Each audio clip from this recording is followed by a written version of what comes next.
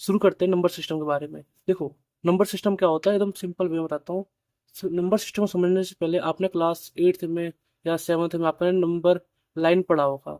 क्या पढ़ा होगा? Number line. अब जैसे कि कुछ बच्चों को नहीं पता है कि नंबर लाइन क्या होता है, समझा देता हूँ मैं कि नंबर लाइन क्या होता है। कि हमारे पास एक इस टाइप की एक स्ट्रेट लाइन होती है, ठीक है, जिसके अंदर सेंटर पे जीरो होते हैं। क्या होता है? सेंटर पे जीरो होता है, और जीरो के राइट साइड क्या होते हैं? सारे नंबर चल रहे होते हैं, ठीक है। जैसे कि मैं लिख देता हूँ 1 2 3 4 5, इधर लिख देता हूँ -1 -2 -3 -4 -5, और कुछ और भी नंबर होते हैं। ये डॉट डॉट का मतलब क्या होता है भैया? देखो, इस डॉट डॉट का मतलब होता है कि नंबर और भी हैं, ठीक है। मैं और भी नंबर्स पे शो नहीं कर सकता, क्योंकि हमारे पास इतने पेजेस नहीं है कि आपको मैं 1 लाख 2 लाख, मतलब बहुत सारे नंबर्स होते हैं, ठीक है। समझा करो। अब देखो, नंबर सिस्टम में जो आप क्लास 9th में जो पढ़ोगे, इसमें पहला जो हमारे पास एक वर्ड आता है, वो वर्ड क्या होता है? ये सारे नोट्स से आपको साथ साथ लिखने पड़ेंगे, ठीक है। तो पहला वर्ड आता है हमारे पास नेचुरल नंबर। क्या होता है? Natural number. देखो, नेचुरल नंबर किसे बोलते हैं? नेचुरल नंबर बोलते हैं जो नंबर 1 से शुरू हो। क्या बोला मैंने? वो नंबर जो 1 से स्टार्ट हो। क्या, कहाँ से स्टार्ट हो? 1 से शुरू हो। जैसे कि 1 2 3 4 5, ऐसे ऐसे नंबर जो 1 से शुरू हो। जैसे कि 1 2 3 4, सारे पॉजिटिव नंबर कह रहा हूँ मैं, ठीक है। नेगेटिव मत मतलब समझना। पॉजिटिव नंबर बोल रहा हूँ मैं, जैसे कि 1 2 3 4 5 6 7 8 9 10, ठीक है। इस टाइप के नंबर, इनको बोलते हैं हम नेचुरल नंबर बोलते हैं, ठीक है, जो 1 से शुरू होते हैं। और चीज, और हमें क्या पता होना चाहिए नेचुरल नंबर के बारे में? कि नेचुरल नंबर को हम किससे दिखाते हैं? कैपिटल एन से। किसे दिखाते हैं? कैपिटल एन से। और जो एन जो होता है थोड़ा सा डार्क होता है, ठीक है। कहीं भी आपको, जैसे कि आप क्लास 9th में हो अभी, 10th 11th में जाओगे, तो आपको capital N, capital Z, capital W दिखा हुआ मिलेगा। तो आपको पता होना चाहिए सब बेसिक चीजें कि होता क्या है। ये हमारा हो गया नेचुरल नंबर हो गया, ठीक है। क्लियर है? हाँ। अब बात करते हैं, अगला हमारे पास आता है होल नंबर। क्या आता है? Whole number.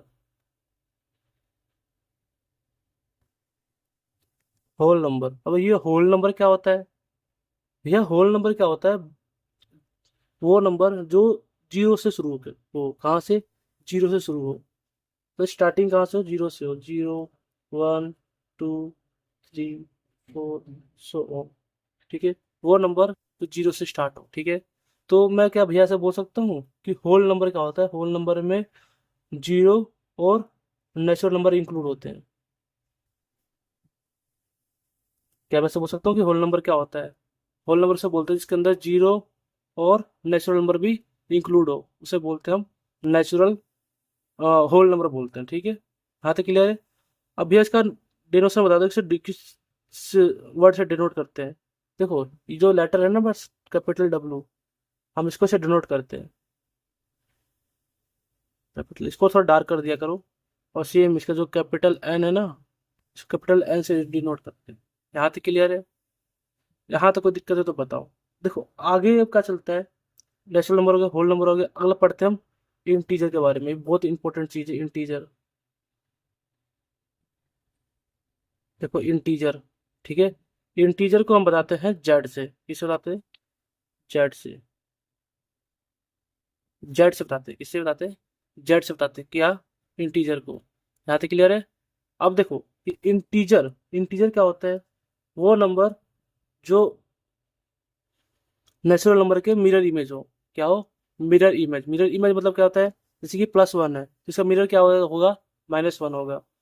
+2 है, इसका मिरर इमेज क्या होगा? -2 होगा। 3 का मिरर इमेज क्या होगा? -3 होगा, ठीक है। +4 का मिरर इमेज क्या होगा? -4 होगा, ठीक है। क्लियर है? मिरर इमेज, तो मिरर इमेज से बोल सकता हूँ -4 -3 -2 -1 0 1 2 3, इस टाइप के जो नंबर्स होते हैं, ठीक है, इन्हें बोलते हैं इंटीजर। देखो, इंटीजर कभी भी फ्रैक्शन में नहीं हो सकता, ठीक है। फ्रैक्शन कभी इंक्लूड नहीं करना इंटीजर में, ठीक है। डेसिमल को कभी इंक्लूड मत कर लेना। क्लियर है? इन सब में नहीं होते सारे इंटीजर्स, इन्हीं को बोलते हैं जो फ्रैक्शन में ना हो। क्लियर है? इस चीज़ को ध्यान रखना है। इसको बोलते हैं इंटीजर, बोलते हैं इसे बोलते हैं होल नंबर बोलते हैं, इसे हम बोलते हैं नेचुरल नंबर बोलते हैं। यहाँ तक क्लियर है क्या होता है? नेचुरल नंबर बता दिया, होल नंबर बता दिया, इंटीजर बोल दिया। तो क्या मैं ऐसा बोल सकता हूँ कि इसमें क्या होता है, इंटीजर में मिरर इमेज होते हैं, mirror image of natural number, natural number, ठीक है। जीरो भी इंक्लूड होता है और खुद भी नेचुरल नंबर भी इंक्लूड होते हैं इसमें। क्लियर है यहाँ तक क्या कह रहा हूँ मैं? ठीक है, ये इंटीजर हो गया मेरा, ये मेरा होल नंबर हो गया, ये मेरा नेचुरल नंबर हो गया। यहाँ तक क्लियर होना चाहिए तुम्हें क्या कहना चाहता हूँ मैं। हाँ, अब अगला पढ़ेंगे हम, जो वर्ड आता है हमारे पास रैशनल नंबर। ठीक है, क्या पढ़ेंगे? रैशनल नंबर के बारे में पढ़ेंगे।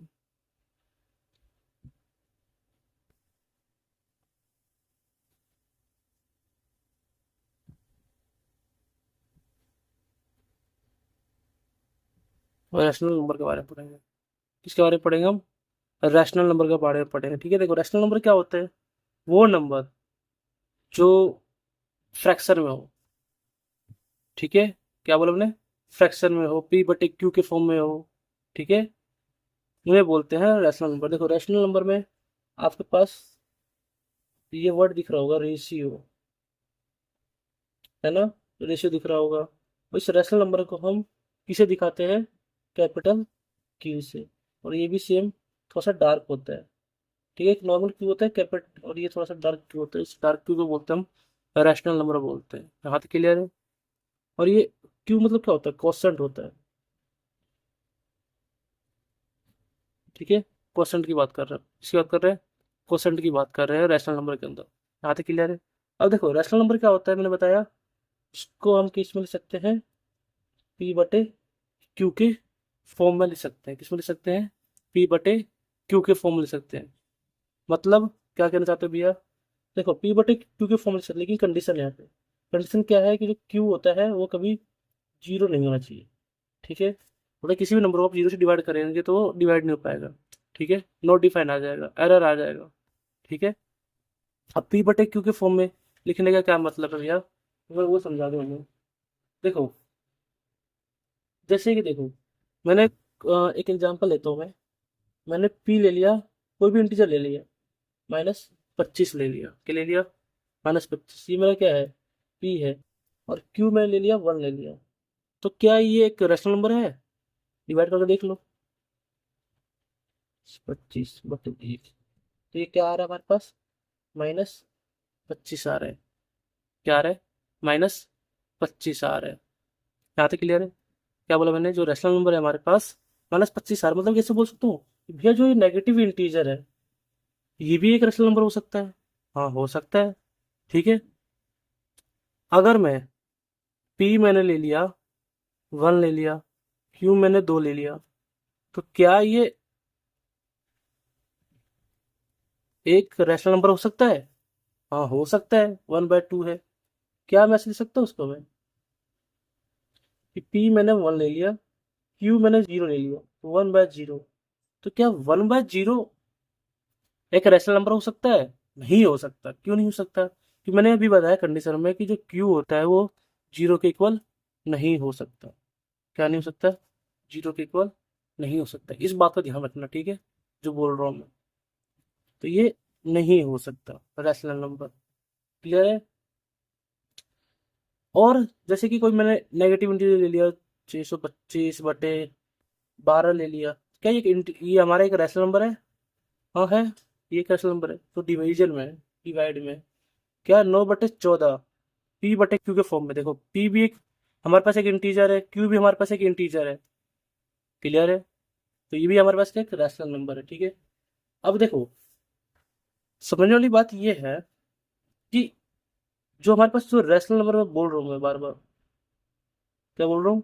Rational number. तो इस रैशनल नंबर में क्या क्या इंक्लूड है ना? क्या क्या नंबर्स, क्या क्या इंक्लूडेड है? जैसे कि नेचुरल नंबर इंक्लूड है ना? जो पी बटे क्यू के फॉर्म में लिख सकता हूँ मैं। होल नंबर भी आ सकता है इसमें, होल नंबर भी आ सकता है, ठीक है। सेम, और क्या आ सकता है हमारे पास, इंटीजर से भी आ सकते हैं।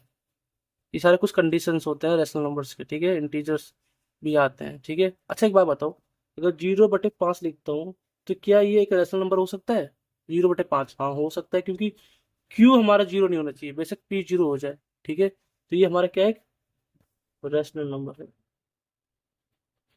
ठीक है। ये हमारे पास क्या है, रैशनल नंबर है। इस चीज़ को थोड़ा ध्यान रखना, ये मुझे बताना था बस, ठीक है। अब देखो, अब चीज़ क्या है, अब जो हम पढ़ने वाले हैं ना, इस पे कुछ क्वेश्चंस पढ़ेंगे, ठीक है। क्या पढ़ेंगे, कुछ क्वेश्चंस पढ़ेंगे। हाँ, क्वेश्चन पढ़ने से पहले मुझे कुछ बताना था, जैसे कि को प्राइम नंबर क्या होता है, ठीक है। रैशनल नंबर में पी बटे क्यू जो है ना, अगर इसका कोई भी कॉमन फैक्टर ना हो, तो P and Q R not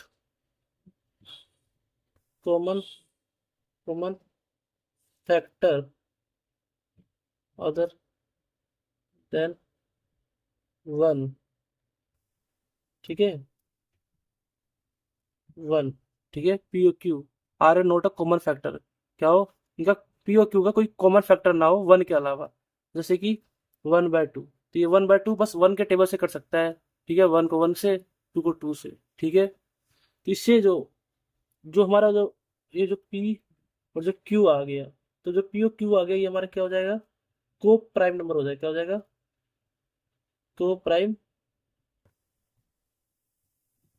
को प्राइम नंबर हो जाएगा। क्या हो जाएगा ये हमारा, को प्राइम नंबर हो जाएगा। यहाँ तक क्लियर है, क्या बताया मैंने, को प्राइम नंबर, हाँ, वो प्राइम नंबर हो जाएगा। ये चीज था, ये मैंने आपको पूरा आज का जो इंट्रोडक्टरी पार्ट है एक्सरसाइज 1.1 के लिए, वो मैंने आपको पूरा बता दिया, ठीक है। कल से शुरू करेंगे हम एक्सरसाइज 1.1 शुरू करेंगे एनसीईआरटी के लिए, ठीक है। तो जाने से पहले मैं अपने बारे में कुछ बता देता हूँ और इस चैनल के बारे में कुछ बता देता हूँ। देखो, मेरा नाम रवि है, ठीक है। आपका मैथ क्लास मैं ही ले रहूँगा, 9th और 10th का, ठीक है। तो आपके कोई बड़े भाई हैं या कोई छोटे भाई हैं जो 9th में जा रहे हैं, कुछ बच्चे 10th में जा रहे हैं, तो आप इस चैनल पर, ठीक है, मैं आपको बता रहा हूँ। आपके सीबीएसई बोर्ड में या आप किसी भी बोर्ड में हो, मैटर नहीं करता, आपके अच्छे मार्क्स, ये बहुत बढ़िया। देखो, चैनल का नाम ही मैंने सोच कर रखा है सब्जेक्ट टॉपर, इसमें आपको सब्जेक्ट के अंदर मैं आपको टॉप करवा सकता हूँ, ठीक है। ये हो सकता है पूरे सब्जेक्ट में आप टॉप कर सकते हो, लेकिन मैंने मैथ्स का पूरा हैंडल मैंने अपने ऊपर ले रखा है। क्यों? क्योंकि मैं देखो, मैं क्या हूँ, ऑफलाइन भी पढ़ाता हूँ मैं, ठीक है, ऑनलाइन भी आता हूँ, कि मैं चाहता हूँ कि ऑनलाइन में भी बच्चों के पास कंटेंट हो। क्लियर है यहाँ पे, ये चीज़ है। सेम ये रेशनल नंबर के बारे में मैंने आपको बता दिया आज, क्लियर है। हाँ, अब सेम जो हमारा नेक्स्ट क्लास होगा उसमें हम एनसीईआरटी का 1.1 करूँगा। देखो, मेरा क्या है पढ़ाने का तरीका, पहले बताता हूँ। देखो, मेरा, मैं सबसे पहले बेसिक्स पढ़ाता हूँ, मैं बेसिक बताता हूँ बेसिक क्या होता है। उसके बाद मैं एनसीईआरटी उठाता हूँ, एनसीईआरटी के कुछ क्वेश्चंस उठाता हूँ, ठीक है, क्वेश्चंस करवाता हूँ। उसके बाद में कुछ एक्स्ट्रा क्वेश्चंस करवाता हूँ जो पेपर में आने ही आने, ठीक है। ये इस टाइप के आएंगे ही आएंगे आपके, जैसे कि एक्स्ट्रा क्वेश्चंस में मैं कहाँ कहाँ से क्वेश्चन उठाता हूँ, आर डी शर्मा से उठा लिया, ठीक है। गवर्नमेंट, दिल्ली गवर्नमेंट एक बुक प्रोवाइड करती है सपोर्ट मटेरियल, वहाँ से प्रोवाइड कर दिया कुछ क्वेश्चंस। या आपके पास एनसीईआरटी एग्जाम्पलर हो गया, वो करवा दिए। एनसीईआरटी के एग्जाम्पल हो गया, एनसीईआरटी के एग्जाम्पल हो गए।